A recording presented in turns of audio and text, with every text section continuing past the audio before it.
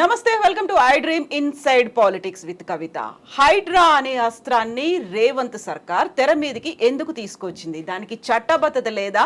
ఒకవేళ హైడ్రాతో ముందుకే వెళ్తే కోర్టు కేసులతో కోర్టు అడ్డుకునే ప్రయత్నం చేస్తుందా?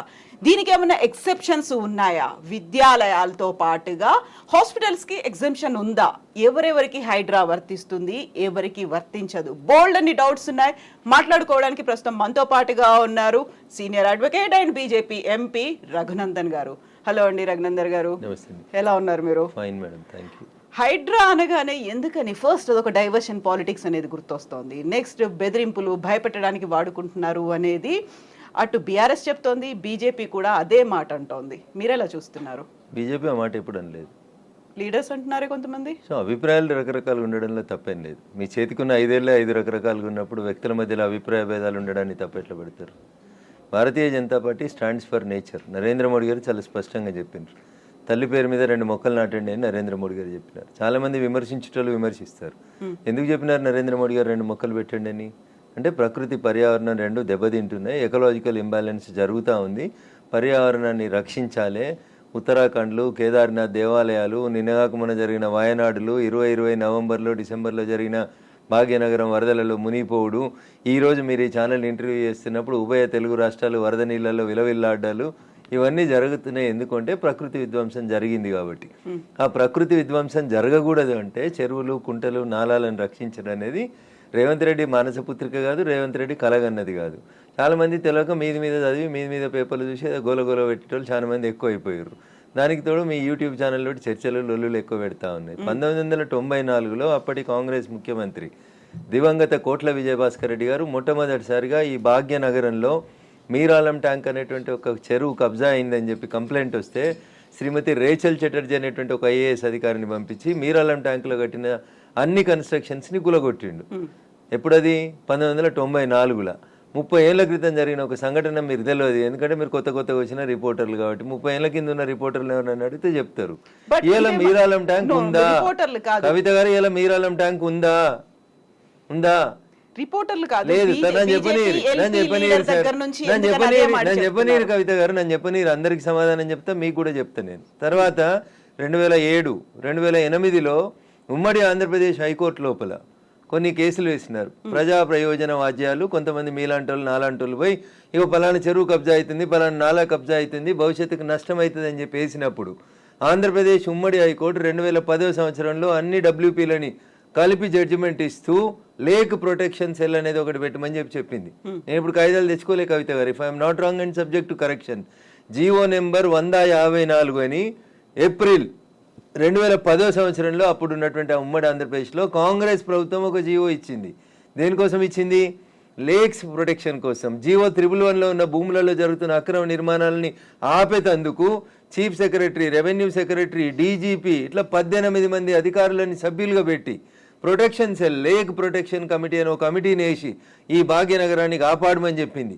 తర్వాత అదే హైకోర్టు, ఆంధ్రప్రదేశ్ హైకోర్టే చెప్పింది, ఉమ్మడి హైకోర్టు, భాగ్యనగరంలో 2252 చెరువులు, కుంటలు ఉన్నాయి, వాటికి బఫర్ జోన్ అంతా ఫిక్స్ చేయండి, వాటిని ఎవరు కబ్జా చేయకుండా ఉంచండి అని చెప్పి 2010లో చెప్పింది. That was the peak time of Telangana movement. ఆ జడ్జిమెంట్ ఎవరు పట్టించుకోలేదు. అందరూ జై తెలంగాణ అనుకుంటూ తిరిగినాం. కట్టేటోడు కట్టిండు, కూర్చేటోడు కూర్చిండు, అమ్మేటోడు అమ్మిండు, మధ్యలో చాలా మంది నష్టపోయిండ్రు. అది జరిగిన తర్వాత 2014లో బాగా చదువుకున్న ఆయన వచ్చి మున్సిపల్ అడ్మినిస్ట్రేషన్ మంత్రి అయ్యిండు, కేటీఆర్ అన్నట్టు. ఆయన ఏం చేసిరు? లేక్ ప్రొటెక్షన్ కోసం ప్రతి చెరువును సుందరీకరణ పేరిట ఆయన దోస్తుల కోసం, ఆయనకు నచ్చిన బిల్డర్ల కోసం, వాళ్ళ ఇంట్లో ఉండే రాజ్యసభ సభ్యుల కోసం, పోయేందుకు తొవ్వల కోసం ప్రతి చెరువుని నాశనం చేసి 10 ఏళ్లలో కాకతీయులు కట్టిన చెరువులకి మిషన్ కాకతీయ అని పేరు పెట్టినవని నాటకం పెట్టి భాగ్యనగరంలో ప్రతి చెరువుని, ప్రతి కుంటని పేరున్న అన్ని బిల్డర్లకి ఇచ్చి నాశనం చేసి 2020 నవంబర్ డిసెంబర్లో భాగ్యనగరంలో వరదలు వచ్చినాయి. నేను దుబ్బాక ఎమ్మెల్యే గెలిచిన 1 నెల తర్వాత అప్పుడు ఏం చెప్పిండు కేసీఆర్? ప్రతి ఇంటికి 10,000 ఇస్తాం నష్టపోయినానికి అని చెప్పిండు, ఇచ్చిండు ఎలక్షన్ల కోసం చెప్పి. ఎందుకు మునిగింది ఆ రోజు భాగ్యనగరం? భాగ్యనగరం వెళ్ళే అవస్థలతో ఎందుకుంది? ఒక ఆయన వచ్చి విశ్వనగరం అంటాడు, ఇంకొక ఆయన వచ్చి 4వ నగరం అంటాడు, ఒక ఆయన వచ్చి సైబర్ నగరం అంటాడు. ఉన్న నగరాన్ని కాపాడు రవయ్య అని రఘునందన్ అంటున్నాడు. దీనికి ఎవరికి కష్టమైతే నాకేంది? రఘునందన్ చెప్పింది, హైకోర్టు ఎప్పుడో చెప్పింది అంటున్నా, 2010లో చెప్పింది. తర్వాత 2020లో కేటీఆర్ అంటే ఆయన మున్సిపల్ అడ్మినిస్ట్రేషన్ మినిస్టర్గా మళ్ళొక జీవో తీసుకొచ్చిండు. మళ్ళీ జీవో తీసుకొచ్చి ఏం చెప్పిండు, అప్పటి కొత్త జిల్లాలు అయినాయి, ఉన్న భాగ్యనగరాన్ని కాపాడలేనోడు, కూట్ల రాయి తీయలేని కేటీఆర్ అనేటోడు మళ్ళీ ఒక జీవో తెచ్చిండు.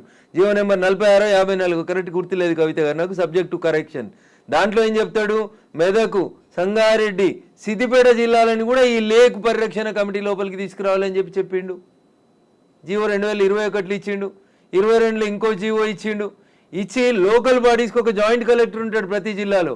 ఆ లోకల్ బాడీస్కి జాయింట్ కలెక్టర్ ఎవరైతే కలెక్టర్గా పనిచేస్తున్నాడో ఆయనను వీటికి లేక్ల రక్షణ కోసం ఇన్ఛార్జిగా పెట్టిండు.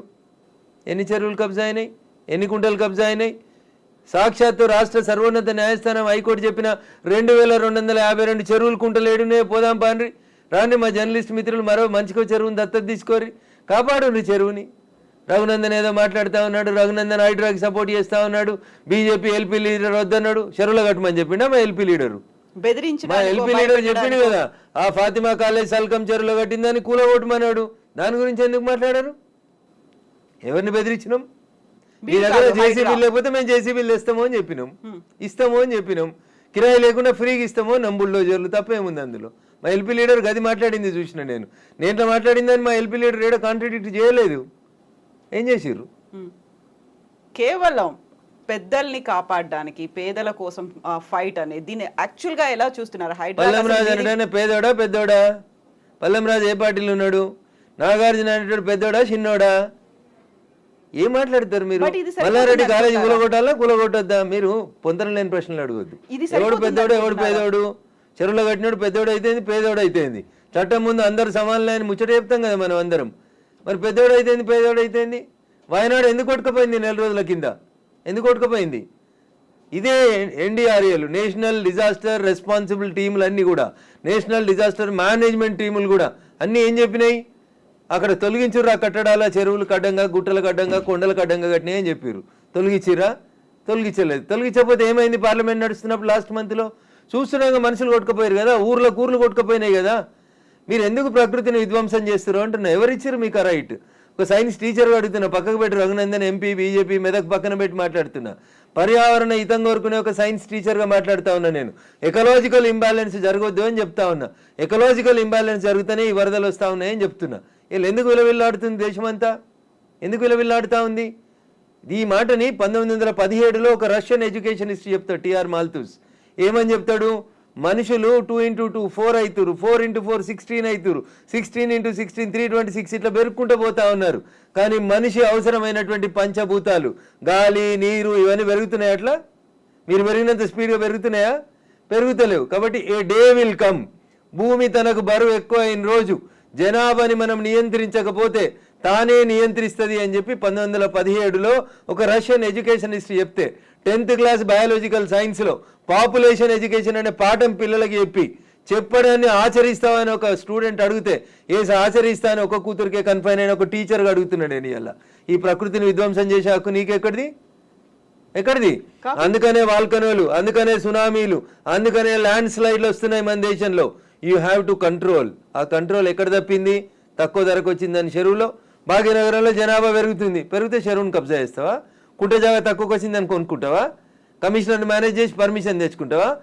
ఐఎమ్ ఆస్కింగ్ దిస్ గవర్నమెంట్, ఎవరైతే కమిషనర్ పర్మిషన్ ఇచ్చిండో ముందు వాడిని రిమాండ్ చేయి. ఏ బ్యాంక్ అయితే లోన్ ఇచ్చిందో ముందు ఆ బ్యాంక్ మేనేజర్ని రిమాండ్ చేయి. ఇరిగేషన్ వాళ్ళు చూస్తూ కళ్ళు మూసుకొని కళ్ళుండి చూడలేని కబోతులైన ఇరిగేషన్ ఎస్సీలను రిమాండ్ చేయి. హైదరాబాద్ని కాపాడాల్సిన అవసరం లేదా? భాగ్యనగరం విశ్వనగరంగా విరాజిల్లాలనే వద్దా? నువ్వు కట్టినావా చెరువు? నువ్వు తోడినావా చెరువు? ఉన్న చెరువుని చంపే హక్కు నీకెక్కడిది? ఇట్లే మాట్లాడతాడు రఘునందన్. మీకు నచ్చితే మీ ఇష్టం, మీకు నచ్చకపోతే మీ కష్టం. దానికి నేనేం చేస్తా? ఆర్టికల్ 19 నన్ను మాట్లాడమని చెప్పింది, మాట్లాడతా. మీరు నేను మాట్లాడితే ఆ పక్కన ఉన్నాయని ఏం మాట్లాడితే నాకేం? ఎగ్జాక్ట్లీ ఇవన్నీ ఉన్నాయి. కాకపోతే చిన్నోడా పెద్దోడా? కోర్టు కేసులనే భారతదేశ సర్వోన్నత న్యాయస్థానం చెప్పింది, సుప్రీంకోర్టు, చెరువులు, కుంటలు, నాలాలు ఎవరు కబ్జా చేసినా నిర్దాక్షిణ్యంగా గులగొట్టమని చెప్పింది. ఈ దేశంలో సుప్రీంకోర్టు కంటే పెద్ద కోర్టు ఏంది? ఏం కోర్టు ఉంది అంటున్నా? ఎవరు పడితే వాళ్ళు స్టే ఎట్లా ఇస్తారు? ఎవరు ఇచ్చారు మీకు అధికారం? సుప్రీంకోర్టు చెప్పింది వినాలని హైకోర్టులకు లేదా? ఏం వినాలే? మొన్న వేరు కదా హైకోర్టుకు అనురాగ్ యూనివర్సిటీ వాళ్ళు. ఆయన కాయిదాలు చూసి వారం రోజులు టైం ఇచ్చి తహసీల్దార్ను ఒకవేళ FTL ఉంటే తీసేయమని చెప్పిండ్రు. దానికి విద్యార్థులను అడ్డం పెట్టుకొని ఒక ఆయన, వెంచర్ను అడ్డం పెట్టుకొని ఇంకొక ఆయన, రాజకీయ నాయకులను అడ్డం పెట్టుకొని ఇంకొక ఆయన, ముఖ్యమంత్రి అన్నున్నాడని ఇంకొక ఆయన, ముఖ్యమంత్రి అన్నున్న కాలనీ అది దుర్గం చెరువు లేఅవుట్ కాదా అది? ఎట్లా లేఅవుట్ చేసిర్రు? అప్పుడు పర్మిషన్ ఇచ్చిన జిహెచ్ఎంసీ కమిషన్ని తెచ్చి ప్రాసిక్యూట్ చేయాలి కదా. దుర్గం చెరువు ఎన్ని ఎకరాలు ఉండాలి? ఇలా ఎన్ని ఎకరాలు ఉంది? ఒక కొత్త చెరువు కట్టే సూరత్ లేదు కానీ ఉన్న చెరువులు మింగి రేపు భవిష్యత్ తరాల పిల్లలకి ఏమి ఇద్దాం అనుకుంటారు మీరు? ఏమిస్తారు? బంజారా హిల్స్లో, జూబ్లీ హిల్స్లో కొండల్ని కంకర మిషన్లు పెట్టి పిండి చేస్తూ ఉన్నారు దుర్మార్గులైన రాజకీయ నాయకులు. ఆపున్నా పర్మిషన్స్ అని రేవంత్ రెడ్డి గారు. ఎందుకు ఆపవు? నీ పార్టీలో చేరింది ఎందుకైనా? ఎందుకు ఆ కొండలు ఎందుకు కొడుతుర్రు? ఆపుర్రా కొండలన్నింటిని కొట్టే వాటిని. ఇది ఇప్పటికిప్పుడు జరుగుతున్న విషయం కాదు, ఏళ్ల తరబడి రాత్రికి రాత్రి జరిగింది కూడా కాదు. ఎవరో ఒకరు మొదలు పెట్టాలా? ఎందుకు జరగలేదు? ఎవరో ఒకరు, అరే ఇంతకాలం నువ్వు గడ్డి తిన్నావు, ఇలానే అన్నం తింటున్నావు, it is wrong in it. మీరు గడ్డి తిన్నారు కాబట్టి నేను గడ్డి తినాలనా? నాకంటే ప్రభుత్వం ముందు తప్పు చేసింది కాబట్టి నేను తప్పు చేయాలనా? Once again I'm telling I'm not supporting Revanth Reddy. ఊరు బాగుండాలా వద్దా? పిల్లలు మీ కళ్ళ ముంగట వాయినాల్లో కొట్టుకుపోయినట్టు బురదలలో కొట్టుకుపోవాలని కోరుకుంటురా? నేను కోరుకుంటలేను. నా భాగ్యనగరం బాగుండాలని కోరుకుంటున్నా. ప్రపంచానికి హైదరాబాద్ ఒక కీర్తి ప్రతిష్టలు ఇచ్చిన నగరం. 400 సార్లుగా చరిత్ర ఉంది దీనికి. ఇంత మాట్లాడతారు అసలు. భాగ్యనగరాన్ని భాగమతి నది ఒడ్డున కట్టినప్పుడు ఎందుకు కట్టిర్రు? అప్పుడు ఏమైనా వరదలు రాలేదా? మూసికి వరదలు రాలేదా? అప్పుడు ఏం తెలుసా హైదరాబాద్ చరిత్ర వీళ్ళకి మాట్లాడేటోళ్ళకి? ఈ ముఖ్యమంత్రి వచ్చి మూసి ప్రక్షాళన అంటాడు, ఆ ముఖ్యమంత్రి వచ్చి కాళేశ్వరం అంటాడు, ఈయన 1,00,000 కోట్లు అంటాడు, ఆయన 1,00,000 కోట్లు అంటాడు. నేను వాళ్ళ కమిషన్ల కోసం మాట్లాడతలేను. నేను మల్లారెడ్డి గారు కడితే గులగొట్టుర్రి, పల్లారాజేశ్వరరెడ్డి గారు కడితే గులగొట్టుర్రి, నాగార్జున గారు గులగొడితే నేను కదా అందరికంటే ముందు మాట్లాడింది. కోర్టు స్టే ఇచ్చిందంటే ఎట్లా ఇస్తుంది కోర్టు అని అడిగిన. బరాబర్ అడుగుతా నేను. పొద్దున 6 గంటలకు కూలగొట్టుడు మొదలు పెడితే మధ్యాహ్నం లంచ్ మోషన్ అయింది, 3 గంటలకు స్టే అయింది. అది స్టే అని మీడియా మిత్రులు తప్పు రిప్రజెంట్ చేసిర్రు. స్టేటస్కో ఇచ్చింది, అది కూడా కరెక్ట్ కాదంటే నేను జడ్జి గారి ముందు కూడా ఇట్లా వాదిస్తా. నేను కూలగొట్టాలి అంటున్నా. 2014లో చెప్పింది అంటున్నా ఆంధ్రప్రదేశ్ ఉమ్మడి హైకోర్టు. ఏమని? ఎన్ కన్వెన్షన్ సర్వే చేయమని చెప్పింది హైకోర్టు. సర్వే చేసి హెచ్ఎండిఏ 2016లో రిపోర్ట్ ఇచ్చింది. అందులో 3.5 ఎకరాల FTL బఫర్ జోన్ ఉందని. 2016 నుంచి వెళ్ళడానికి ఎందుకు కూలగొట్టలేదు అంటున్నా. కోర్టు ఉత్తర్వులను ఎందుకు ఉల్లంఘించారు? ఏం జరిగింది అనుకుంటున్నారు మీరు? ఏం జరుగుతుంది? వాళ్ళ కోడలు బ్రాండ్ అంబాసిడర్ అయింది చేనేతకి. ఆమెకి చేనేత తెలియదు, చీర తెలియదు. ఆమె తెచ్చి బ్రాండ్ అంబాసిడర్ చేసారు. ఆ సంబంధాలు ఏం సంబంధాలు వాళ్ళు చెప్పాలి, అప్పుడు ఉన్న వాళ్ళు చెప్పాలి. నాకేం తెలుస్తుంది? వాళ్ళకి ఆ రంగుల లోకంతో ఉన్న రక్త సంబంధం ఏందో వాళ్ళు చెప్తే బాగుంటుంది. నానోరు ఎందుకు ఖరాబ్ చేస్తారు? రంగుల లోకంతో రక్త సంబంధం అలా అనుకుంటే కేవలం ఎన్ కన్వెన్షన్ నాగార్జున దాని మీదే ఉంటుందా? ఇప్పటికి పద్మాలయ స్టూడియో మీద లొల్లి పెట్టింది రఘునందన్. ఇదే హరీష్ అని 6 అడుగులు ఉన్నాడు మాట్లాడిండు. మళ్ళీ పర్మిషన్ ఎట్లా ఇచ్చారు ప్రభుత్వం రాగానే? లాంకో హిల్స్ వక్ఫ్ భూమిలో ఉన్నారు. 10 ఏళ్ళు అధికారంలో ఉన్నాడు కేసీఆర్ అంటే. ఆయన ఒక రోజైనా మాట్లాడండి ఆ వక్ఫ్ భూముల గురించి? లగడపాటి కడుతుండని చెప్పి లాంకో హిల్స్ అంతా వక్ఫ్ భూములు దున్నుతాం, పల్గొడతాం, ఇరుగొడతాం అన్నారు. పర్మిషన్ ఎవరు ఇచ్చారో తెలుసా కవిత గారు? పద్మాలయ స్టూడియోలో అపార్ట్మెంట్లు కట్టుకోవడానికి పర్మిషన్ ఇచ్చింది ఇదే గౌరవనీయులు కేసీఆర్ గారు, కేటీఆర్ గారు, హరీష్ రావు గారు. ఆ రక్త సంబంధం ఏందో అడుగుండ్రు. జర్రంత అవతలకి పోతే ఎంఆర్ ప్రాపర్టీస్ అని ఒకటి ఉంటాయి. ఎంఆర్ ప్రాపర్టీస్లో రైతులు, తెలంగాణ రైతులు మా భూములు పోతున్నాయని ఏడిస్తే వాళ్ళకి పైసలు ఇప్పిస్తామని స్పీచ్లు ఇచ్చిండు. ఇదే కేటీఆర్, అదే హరీష్ రావు, అదే కేసీఆర్ అన్నట్టు. ఆయన 10 ఏళ్ళు మంత్రులుగా పదవి అనుభవించారు. ఎన్నడన్నా ఎంఆర్ ప్రాపర్టీస్లో భూములు కోల్పోయిన రైతుల గురించి మాట్లాడేందుకు వీళ్ళకి నోరు వచ్చిందా? ఎందుకు రాలేదనుకుంటారు కవిత గారు? కారల్ మార్క్స్ అని కమ్యూనిస్టు సిద్ధాంతకర్త చెప్తాడు, మానవ సంబంధాలన్నీ ఆర్థిక సంబంధాలనే చెప్తాడు. అందుకనే రాఘవేంద్రరావు సినిమాక్స్ని ముట్టలేదు టీఆర్ఎస్ పార్టీ. పద్మాలయ స్టూడియోస్లో అపార్ట్మెంట్లు కడుతుంటే సపట్లు కొట్టిర్రు. ఎంఆర్ ప్రాపర్టీలో తెలంగాణ రైతులు మునిగిపోతే నోరు మూసుకున్నారు. నాలాంటి ఎవడో మాట్లాడాలి కాబట్టి మాట్లాడడం మొదలు పెడతా ఉన్నాం. I stand for the poor only. నేను ఇప్పుడు ఈ రాష్ట్ర ప్రభుత్వాన్ని డిమాండ్ చేస్తా ఉన్నా. కానీ నేను అమ్ముతురు కదా కోకాపేటలో ఎకరం 100 కోట్లు పెట్టి. 100 ఎకరాలు అమ్మిండ్రు కదా. ఆ పక్కన ఇంకా 150 ఎకరాలు ఉంది ప్రభుత్వ భూమి. ఇప్పుడు ఈ ఇండ్లు పోతున్న వాళ్ళందరికీ ఒక 25 ఎకరాలు లేఅవుట్ చేయండి. ఈ పేదోళ్ళందరికీ మంచికి 100 గజాల స్థలం ఇయ్యండి. ప్రధానమంత్రి ఆవాస్ యోజన కింద ఇంటి పైసలు 5 లక్షలు ఇయ్యండి. ఇందిరమ్మ ఇంటి కింద నువ్వు 5 లక్షలు. ఈ నాలాల మీద కట్టుకున్న వాళ్ళు, చెరువులు కుంటలలో కట్టుకున్న వాళ్ళ కోసం ఏంది కోకపేటలో 100 కోట్లకు ఎకరం పోయే భూమిలో వీళ్ళకి లేఅవుట్ చేసి 25 ఎకరాలు అక్కడ ఉప్పల్ బగాయితో లగాయితో అని పెట్టి అమ్మిర్రు కదా ఊడా యాక్షన్ పెట్టి. అట్లా ఈ గరీబ్ వాళ్ళందరికీ తీసుకొచ్చాడు కాలనీ కట్టు. వీళ్ళు అరువులు కాదా 100 కోట్ల భూమిలో ఉండేందుకు? 10 ఏళ్ల క్రితం కట్టుకున్న ఇల్లు కన్నం కూడా కూలిపోతుంది కదా, బాధపడుతురు కదా. వాళ్ళని తీసుకొచ్చాడు 25 ఎకరాలు లేఅవుట్ చేయి Revanth Reddy. Then I will support you, then I will congratulate you. అంతేగాని అసదుద్దీన్ ఓవైసీ ఇచ్చిన ఉడత ఊపులకు భయపడితే 400 కాదు 4000 స్టూడెంట్స్ ఉన్నారని బెదిరిస్తాడు. ఎందుకు సల్కం చెరువు కూల్తలేదు? కూలాలి కదా సల్కం చెరువులో ఉన్న ఫాతిమా మెడికల్ కాలేజ్. ఎందుకు భయపడుతున్నారు? ఏమవుతుంది రేవంత్ రెడ్డి గారు? మొదలు పెట్టినావు కదా, కొట్టేసేయన్ని. అపప్రద నీకెందుకు? మల్లారెడ్డితోటి పాతపాగుందని, పల్లారాజేశ్వరరెడ్డి పార్టీ మారతలేడని కొడుతున్నారన్న చెడ్డ పేరు ఎందుకు? ముందు అసదుద్దీన్ ఓవైసీ తోటి మొదలుపెట్టు. సో మధ్యలో విద్యా సంవత్సరం అక్కడ ఆల్టర్నేట్ అనేది దసరా సెలవులు వస్తాయి కదా, ఇమ్మీడియట్ గా ఆల్టర్నేట్ ఇంకో ఎందుకు దొరకదు? కాలేజ్ లో ఎందుకు దొరకదు? అకామిడేట్ చేయడానికి ఎందుకు దొరకదు అంటున్నా. ఒక్క రోజులో కట్టేస్తారు. ఇప్పుడు అంతా కిర్బీ షీట్లు అనే స్ట్రక్చర్లు వచ్చినాయి కదా, టెంపరీ స్ట్రక్చర్లు. 20 మొత్తం రింగ్ రోడ్ పక్కన అన్ని బిల్డింగ్లు ఖాళీగా ఉన్నాయి, తీసుకొని కట్టుకోమని ఉండ్రి. ఇన్ని రోజులు అనుభవించారు కదా చెరువులో కట్టుకొని, దానికి రెంట్ కట్టుర్రి ప్రభుత్వానికి. ఫీట్ కింద వసూలు చేయాలి రేవంత్ రెడ్డి గారు ప్రభుత్వం ఇవాళ. నిజంగా ఎవరైనా పేదలకు నష్టం జరుగుతుంది చెరువులలో తెలిసి తెలియక అమాయకంగా ప్రభుత్వం లేఅవుట్కి పర్మిషన్ ఇస్తే కట్టుకున్న వాళ్ళు ఉన్నారు, వాళ్ళందరినీ తీసుకొచ్చి కోకపేటలో పెట్టండి అంటున్నా. ఏంది ప్రాబ్లం ఏంది మీకు? గరీబులు అక్కడ ఇల్లు కట్టుకోదా కోకపేటలో? కట్టుకొని 100 గజాలి, 100 కాకపోతే 150 గజాలి, ఇంకా 150 ఎకరాలు ఉంది కదా ఆడ.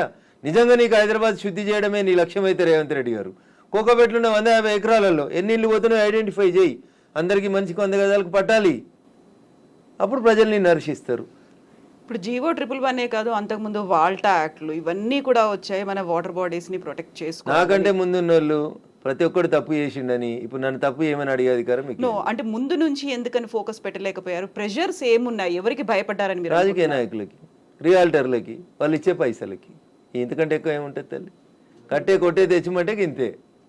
రాజకీయ నాయకులకి ఎవరో ఫైనాన్స్ చేసేటోళ్ళు, ఫండ్ ఇచ్చేటోళ్ళు, ఎవరో ఒక బిల్డర్ ఉండి అన్న నేను ఈ చెరువు పక్కన జరంత మట్టి పోసి అమ్ముకుంటా అంటే అమ్ముకోమంటాడు, చూసి చూడనట్టు పొమ్మంటాడు, అయిపోతుంది. అది 1 పోయి 2 అవుతుంది, 2 పోయి 3 అవుతుంది. అట్లా వాడు పోసిండని వీడు పోసి, వీడు పోసిండని ఇంకోటి పోసి.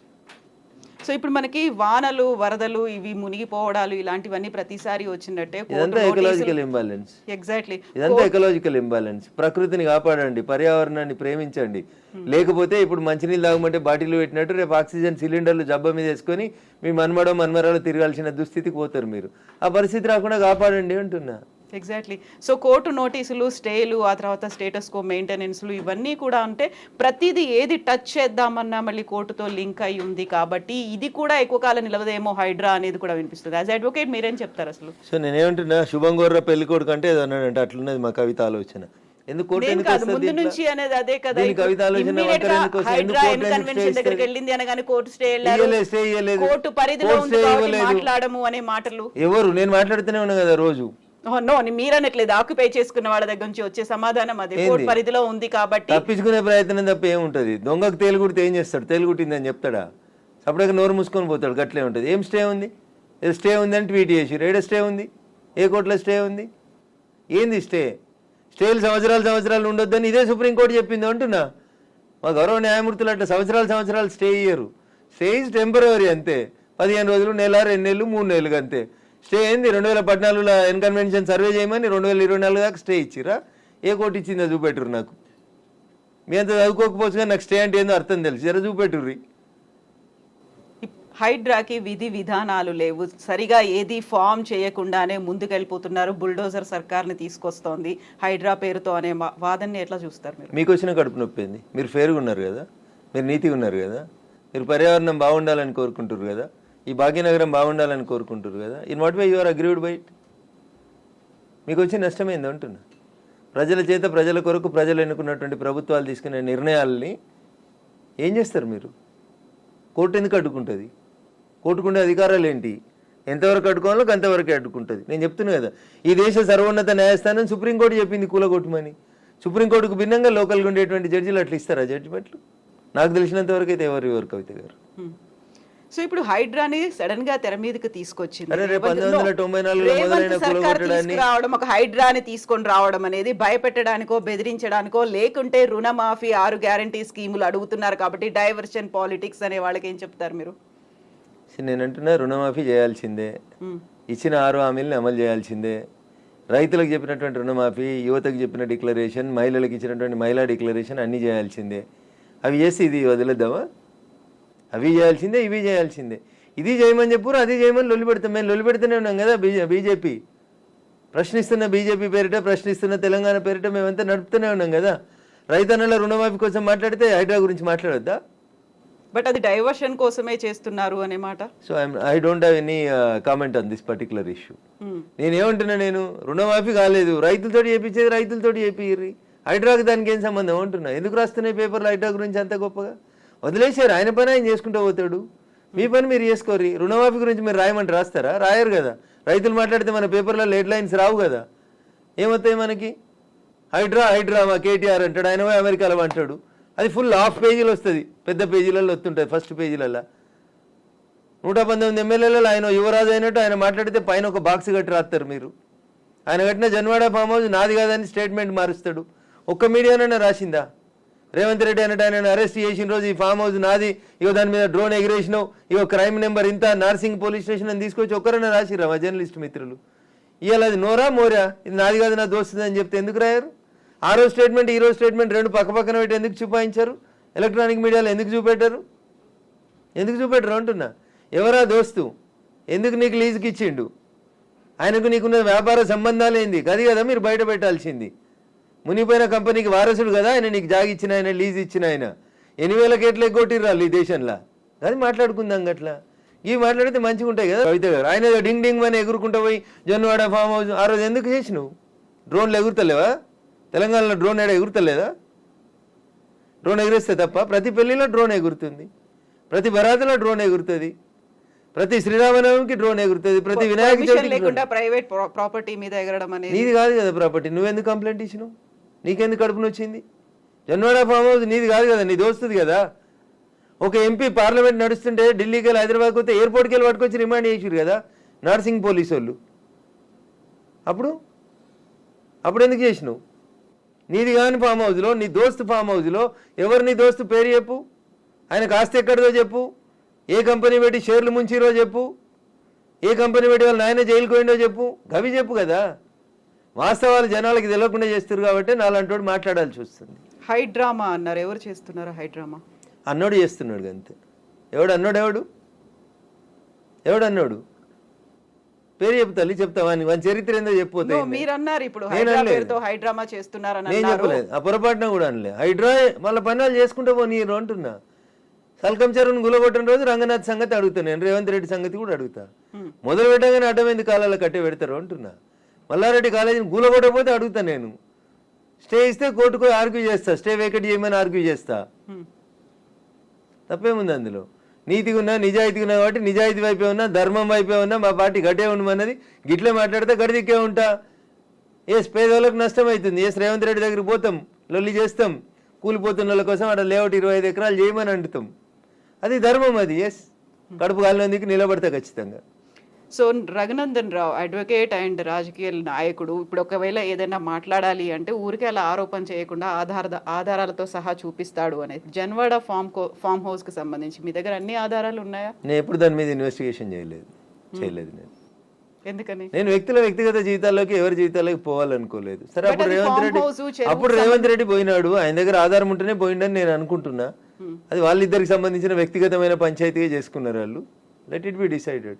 నేను ఇవాళ అడుగుతుంది ఏంటంటే, మీకు జన్వాడ ఫామ్ హౌస్ నాది, నా వ్యక్తిగత జీవితానికి భంగం వాటిల్లింది, మా ఫామ్ హౌస్ మీదకి వచ్చి డ్రోన్ కెమెరా ఎట్లా ఎగిరేస్తారు, ఇవి రఘునందన్ మాట్లాడలే. ఆ రోజున యువరాజు కేటీఆర్ మాట్లాడిండు. మా ప్రైవేట్ ఆస్తులకు వచ్చి డ్రోన్ కెమెరాలు ఎగిరితే కేసు పెట్టమా అని మాట్లాడిండు. ఇవాళ ఫామ్ హౌస్ నాది కాదు అని చెప్పడానికి అది నోరా మోరా అని అడుగుతున్నా. దానికి సమాధానం చెప్పు. ఏం పెట్టి కడిగిరు? ఫినాయిల్ పెట్టి కడిగిరా? 3 ఏళ్ల కింద రేవంత్ రెడ్డిని డిమాండ్ చేసిన రోజు నీ ఫామ్ హౌస్ ఎట్లయింది? ఇవాళ అది నిబంధనలకు వ్యతిరేకంగా పెట్టిరని గవర్నమెంట్ ఇన్వెస్టిగేషన్ చేస్తే అది నాది కాదు, మా దోస్తుంది. ఇంత దారుణమైన అబద్ధాలు ఆడితే ఎట్లా? నేను అడిగిన దాంట్లో ఏమైనా తప్పుంటే చెప్పురు కవిత గారు. మీకు డౌట్ ఉంటే నేను ఆ రోజు కేటీఆర్ మాట్లాడిన మాట, ఈ రోజు కేటీఆర్ మాట్లాడిన మాటలు 2 పంపిస్తా. ఈ ఇంటర్వ్యూ మధ్యలో ఆపి అది ప్లే చేయండి, తెలుస్తుంది మీకు. జనాలకు వాస్తవాలు చెప్పుమర్రి. ఎస్, ఇప్పుడు పేదలకి సంబంధించి కూడా వాళ్ళు 30-40 ఏళ్ళుగా వాళ్ళు ఆ ప్రాంతంలో ఆశ్రయం పొందుతున్నారు అనుకున్నప్పుడు వాటిని కూడా కూల్చేస్తున్నారు. Not only in Hyderabad, Mahabubnagar కూడా వెళ్ళారు అని బీఆర్ఎస్ లీడర్స్ చూపిస్తున్నారు. ఎవరికైతే ఓటేసి గెలిపించుకున్నారో వాళ్ళు ఇప్పుడు వీళ్ళని పేదలు నిరాశ్రయులు చేస్తున్నారు అనేది. కవిత గారు, దీన్ని 2 పార్శ్వాలుగా చూడండి దయచేసి. హైడ్రా చేస్తున్న పనిని అభినందించుర్రి. చెరువులు, కుంటలు, నాలాలలో కట్టినవి తొలగించుండ్రి. ఒకవేళ అందులో నిజంగా గరీబోడు ఉంటే, ఎంక్రోచ్మెంట్స్ లేవు, పేదోడు బలైండు, అక్కడ ఒక మున్సిపల్ లేఅవుట్ అయింది, ఆ లేఅవుట్ ప్రకారం వాళ్ళు కొనుక్కున్నారు అని అంటే ప్రభుత్వం వాళ్ళకి ప్రత్యామ్నాయ ఏర్పాట్లు చేయాల్సిందే. It is an undisputed issue. మళ్ళీ చెప్తున్నా నేను, 2 రోజుల తర్వాత నేను అదే చెప్తా ఉన్నా మీకు. ఉప్పల్ బగాయితో లగాయితో, నాకు పేరు I'm not remembering or recollecting it proper. Uppal బగాయితులు ఎట్లా ప్లాట్ చేసి అమ్ముకుర్రో, ఇప్పుడు ఉన్నారు కదా రాజపుష్ప ఆయన 100 కోట్లకు ఎకరం రిజిస్ట్రేషన్ ఆపినావు కదా, ఆ 10 ఎకరాలలో ప్లాట్లు చేసి ఇచ్చేసే వీళ్ళకి. ఆ పక్కన ఇంకా 150 ఎకరాలు ఉంది కవిత గారు, దాంట్లోకి 25 ఎకరాలు లేఅవుట్ చేయి. ఈ ఇండ్లు కోల్పోతున్న వాళ్ళందరికీ అంటున్నా, your the custodian of the peoples money, అంతేగాని నువ్వు ఓనరు కాదు కదా. ఇటు ఇల్లు కోల్పోయినా నష్టపోయిన ఆయనకి 100 గజాలు ఇవి అంటున్నా. 100 కోట్లకు ఎకరం ఉన్న భూమిలో 100 గజాలు ఇస్తే you will not feel happy Kavitha గారు? ఉంటారా ఉండరా? కొంచెమైనా కోపం తగ్గుతుందా తగ్గదా? ఇచ్చేయండి అంటున్నా. మియాపూర్లో 100 ఎకరాలు కొంతమంది పెట్టుబడిదారులు దోసుకున్నారు, కబ్జాలు చేసిర్రు, పంచురా భూముల్లో ఉంటున్న ఇట్లాంటి వాళ్ళకి అమాయకత్వంతో, తెలిసి తెలివనితనంతో లేఅవుట్లు, చెరువులు, కుంటలలో ఎవడన్నా బిల్డర్ చేసిన మోసానికి బలైన పేదోళ్ళు ఉంటే బరాబర్ వాళ్ళకి ప్రభుత్వం న్యాయం చేయాల్సిందే. కూలగొట్టడం ఎంత ధర్మమో పేదోని కాపాడడం కూడా అంతే ధర్మం. ఈ రెండు ఇన్సెపరబుల్ ఇష్యూస్. ఒక నాణానికి బొమ్మ బొరుసు ఎట్లుంటాయో చెరువుని కాపాడడం నీ బాధ్యతనే, నష్టపోయిన గరీబోని ఆదుకోవడం కూడా నీదే బాధ్యత. ఆదుకోవాలని కూడా ప్రభుత్వాన్ని మేము డిమాండ్ చేస్తా ఉన్నాం. ఎగ్జాక్ట్లీ. ఇప్పుడు హైదరాబాద్ హైడ్రాకి సంబంధించి ఈ ఒక అంశం రన్ అవుతూ ఉన్నప్పుడే ఇంకొక అంశం కూడా తెర మీదకి వచ్చింది. మహబూబ్నగర్ పోవద్దా? మహబూబ్నగర్లో చెరువు కబ్జా చేస్తే గులగొట్టొద్దా? ఎగ్జాక్ట్లీ. సిద్దిపేటలో చెరువు కబ్జా చేస్తే గులగొట్టొద్దా? వరంగల్ కూడా పోవాలి, ఏడికైనా పోవాలి. తప్పేముంది? నేను ఏమంటున్నా, చెరువు నువ్వు కట్టలేదు, చెరువు నువ్వు కాపాడలేదు, కాపాడకపోతే కబ్జా చేయకుంటున్నా నేను. What is wrong with me? నేను మాట్లాడింది దాంట్లో ఏమైనా తప్పుందా? చెరువు ఎప్పుడో మా తాతలు కట్టిరు, కాకతీయులు కట్టిరు అని మిషన్ కాకతీయ పెట్టినాం కదా. కాకతీయులు కట్టిన చెరువుని కూర్చేద్దాము ధైర్యం నీకెక్కడిది? మహబూబ్ నగర్ అన్నారు, మీరు ఏమంటున్నా సిద్దిపేటకు రాని, కరీంనగర్కి రాని, నిజామాబాద్కి రాని, వరంగల్కి రాని, చెరువు ఏడ పొడిస్తే ఆ ఊరికి రాని అంటున్నా. దానికి ఊర్లు ఎందుకు? ఇంకా చెరువులు తెలంగాణ మాది కాదా? మీరెవరు అంటున్నా చెరువులు, కుంటలు, నాలాలు కబ్జా చేసేందుకు? నెక్స్ట్ జనరేషన్ కూడా కావాలి కదా. కొంగలు లేవు, ఊర పిచ్చుకలు లేవు, నెమలు లేవు, జింకలు లేవు, దుప్పులు లేవు, కనబడతలేవు అని అంటున్నా. నేను సైన్స్ టీచర్ కాబట్టి మీకు యాడ్ చేస్తా. ఒకప్పుడు రాక్షస బల్లి ఉండే, ఇలా కనబడుతుందా కవిత గారు? పిల్లలకి మీరు ఏం చెప్తున్నారు? టీవీ పెట్టి రాక్షస బల్లి బిడ్డ, డ్రాగన్ డ్రాగన్ అని చూపిస్తున్నారు మీరు. జూ పోతే జూ ముంగటోటి చిల్లతోటి తయారు చేసిన రాక్షస బల్లి కనబడుతుంది. అట్లా రేపు చెరువులు కుంటలు అంతరించిపోతే, ప్రకృతి పర్యావరణం దెబ్బతింటే మన పరిస్థితి కూడా గాడికే వస్తుంది. దీన్నే ఎకలాజికల్ ఇంబ్యాలెన్స్ అంటారు. ఇది అర్థం కాక ఎవరు పడితే వాళ్ళు రాజకీయ నాయకులు ఏది పడితే మాట్లాడితే నేనేం చేస్తాను? బట్ ఇదంతా స్వచ్ఛందంగా రావాల్సినటువంటి ఒక అవగాహన, లేకపోతే ఫైట్ చేయాలనేటువంటి ఒక ఆలోచన రావాలి. అది ఎందుకని వ్యక్తిగతంగా కూడా రాలేదు? వాళ్ళ మీద ఏం ప్రెషర్ ఉంది అనుకుంటున్నారు మీరు? నేనేమంటున్నా, మంచి కోరుకునేటోళ్ళు 10 మంది ఉంటే చెడు కోరుకునేటోళ్ళు 90 మంది జరుగుతూ ఉన్నారు సమాజంలో. దానివల్ల ఈ పొరపాటు జరిగింది. నిన్న పొరపాటు జరిగింది, ఈరోజు మేల్కుందామా వద్దా? మన కళ్ళ ముంగట వాయనాడు జరిగింది, మన కళ్ళ ముంగట ఉత్తరాఖండ్ జరిగింది, మన కళ్ళ ముంగట కేదార్నాథ్ జరిగింది. శివుడు ఆజ్ఞ లేకపోతే చీమ గర్వదే అని చెప్తారు. కేదార్నాథ్లో శివయ్యని దర్శనం చేసుకోవడానికి మంచి భక్తి శ్రద్ధలతో పోయారు అమాయక ప్రజలు. కొట్టుకోపోలేదా వరదలల్లా? బట్ ఇక్కడ ఉత్తరాఖండ్ కావచ్చు, కేరళ కావచ్చు, మిగతా పర్వత ప్రాంతాల్లో ఉన్నట్టు దాంట్లో వినిపించేటువంటి వాదన అక్కడ డెవలప్మెంట్ కావాలా, డెవలప్మెంట్ వద్దంటున్నారా మీరు అనే వాదన కూడా ఉంటుంది కదా. డెవలప్మెంట్ మేరిట మీరు ప్రకృతిని విధ్వంసం చేస్తారా? ఏం చేస్తారు? చేస్తే ఇట్లే కొట్టుకుపోతారు. మరి వయనాడులో కొట్టుకుపోయినప్పుడు బాధపడకుర్రి, హైదరాబాద్లో వరదలు వచ్చి చచ్చిపోతే బాధపడకుర్రి, ఇంటి ముంగట మాన్యువల్ ఆడుకుంటూ పోయి 2 ఏళ్ళ పిల్ల పడితే బాధపడకుర్రి. మరి ఆ రోజు ఎందుకు బాధపడుతురు? 18 ఏళ్ళ మీ కూతురు కాలేజీకి వెళ్ళి ఇంటికి వస్తూ కనిడకొండ మీద కొట్టుకుపోయి అంబర్పేట చెరువులో శివమై తేలిన రోజు బాధపడకుర్రి. మరి సంతోషపడుర్రి, మంచిగా అయింది అన్నూర్రి. మరి ఆ రోజు ఎందుకో నటిస్తారు, వరదలు వచ్చినాయని భోజనాలు, బట్టలు పంపిణీ చేసుడు, చందాలు కలెక్ట్ చేసుడు చేస్తారు కదా. డ్రామాలు ఎందుకు? మరి నాశనం చేసింది ఎవరు అంటున్నా.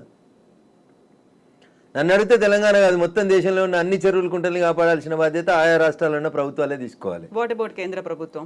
కేంద్ర ప్రభుత్వానికి దాంట్లో రెస్పాన్సిబిలిటీ తక్కువ ఉంటుంది తల్లి. మేము వచ్చి ఇక్కడ ఏమైనా చేసినాం అనుకో, ఏం మాట్లాడతారు మీలాంటి జర్నలిస్టులు? పొద్దున్నే స్టూడియో పెట్టి కేంద్రం రాష్ట్ర ప్రభుత్వాల విధులలో జోక్యం చేసుకుంటా ఉంది, ఇది రాష్ట్రం సబ్జెక్టు, కాపాడమని రాష్ట్రాలకే చెప్తున్నాం. మేము పాలించే రాష్ట్రాలు కూడా 18 ఉన్నాయి కదా, ఆడ కూడా అప్పుడప్పుడు మేము బుల్డోజర్లు పెడుతున్నాం కదా దేశవ్యాప్తంగా. పెట్టురు మీరు కూడా, మిగతా ముఖ్యమంత్రులు కూడా పెట్టురు. ఎస్ రఘునందర్ గారు, థ్యాంక్ యూ సో మచ్ అండి. మళ్ళీ మనం మాట్లాడుకుందాం, బోల్డని విషయాలు ఉన్నాయి కాబట్టి. Thank you.